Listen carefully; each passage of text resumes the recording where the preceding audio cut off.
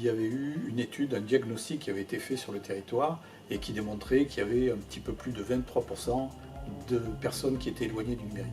Donc le diagnostic était posé et effectivement la crise sanitaire a rajouté un petit peu, alors que ce soit dans le cadre de la mobilité, mais aussi des différents accès aux nouveaux usages numériques, a accentué un petit peu cette fracture numérique. Vous avez deux catégories de personnes dans les personnes éloignées du numérique. Les personnes pour qui l'accès au numérique n'est pas possible, faire une déclaration, faire une démarche auprès de la CAF, et puis d'autres personnes qui ont besoin, elles, d'être accompagnées, d'être formées pour utiliser ces services-là. Donc dès lors qu'il s'agit d'une personne qui n'a pas accès à ce dispositif, qui ne sait pas, il y a une personne qui est, on va dire, formée et surtout qui a un package qui lui permet d'être labellisé quelque part pour pouvoir faire à la place d'eux. Donc c'est les aidants Connect. Et ces aidants Connect vont faire à la place d'eux. Il y a vraiment cette démarche qui est différenciée par rapport aux conseillers numériques, je pense aux maisons France Service, où là, dans ces maisons France Service, il s'agit de monter des actions, notamment de formation, d'acculturation, pour aider les personnes à utiliser un peu mieux le numérique. Vous avez dans chaque commune un groupe de citoyens qui créent un groupe WhatsApp et qui échangent des informations au quotidien, mais très simple. Hein.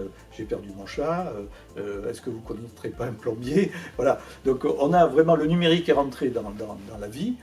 Il n'y a qu'à voir le nombre de comptes Facebook. Toutes les mairies pratiquement ont un compte Facebook avec quand même pas mal d'adhérents.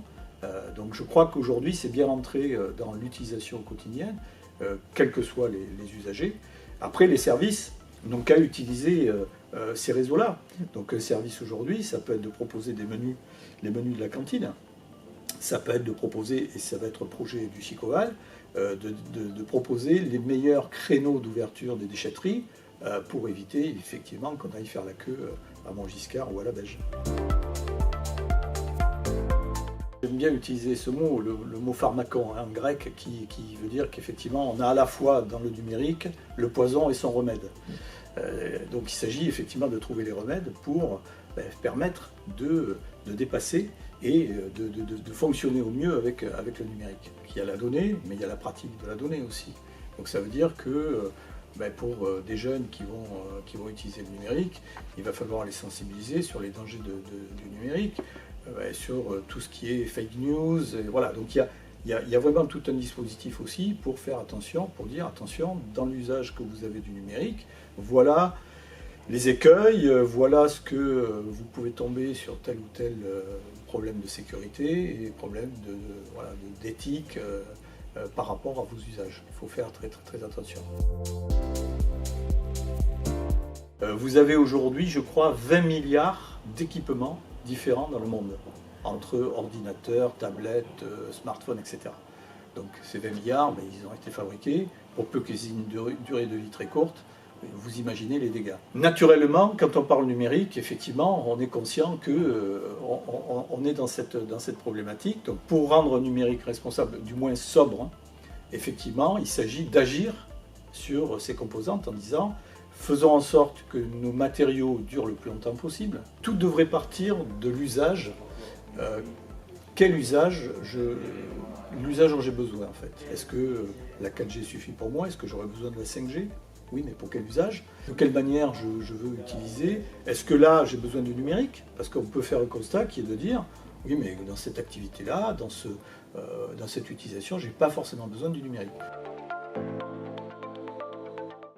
De par mon expérience en tant que responsable grand compte chez un éditeur de logiciels pour les collectivités, je voulais un petit peu pratiquer de l'autre côté et j'avais déjà cette vision et cette expérience.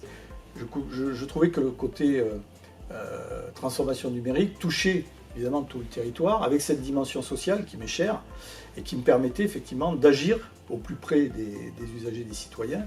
Voilà, donc c'est plutôt par ce biais que je suis arrivé et que j'ai sollicité cette position finalement. Si au début j'ai 20% de population éloignée du numérique et qu'au terme du mandat j'en ai plus que 10, je me dis voilà, tu as servi à quelque chose et tu n'es pas le seul, mais c'est une bonne chose. À partir du moment où vous avez développé ne serait-ce que le réseau de la médiation, là c'est factuel, hein.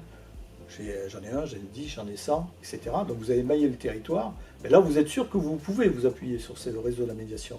Mais c'est valable pour le secteur économique. Vous avez développé les échanges avec le secteur économique, mais c'est pareil. Donc là, vous mesurez par rapport à tous les acteurs qui sont impliqués dans votre transformation numérique et qui véhiculent un petit peu ce que vous voulez faire au niveau du territoire.